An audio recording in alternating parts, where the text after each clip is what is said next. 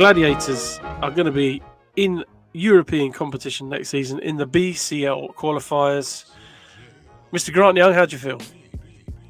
I mean, unbelievably amazing. Like, when you think about how Timone's and from the club being like, this is their ambition, this is what they want to do, and you just keep kind of ticking them off of, like, this is what they're happening. Like, who would have thought a year ago? So it wasn't a year ago that Timone's took over what was the Rocks.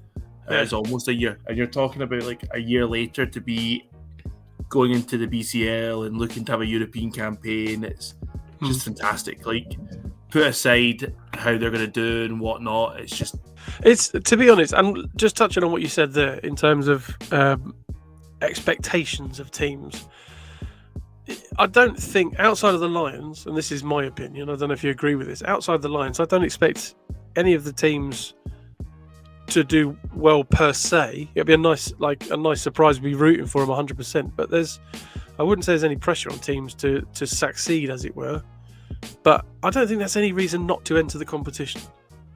I think, and it's also, how do you know what your level of competition is until you play in it? Like, and again, that's something that Steve said. Like, he didn't mind losing to Lions because it allows you to see the gap. It allows you to see what you need to do and what to spend and what you need to invest in to be able to compete at that level. We can go and year one might not work, but then for year 2, 3, 4, if that happens, you learn from it. You see what you can get better at. And Vince McCauley, we were very lucky to have him on, and he was very candid and said, look, they're going up against teams in BCL and in Europe Cup that are spending over 3 million on their roster.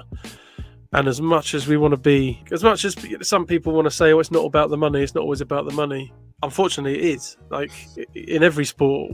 But money talks. It does. Yeah. It depends on two things. It's one, how much they invest, but equally as important is how they invest it and what they bring in. And the recruiting is going to be essential.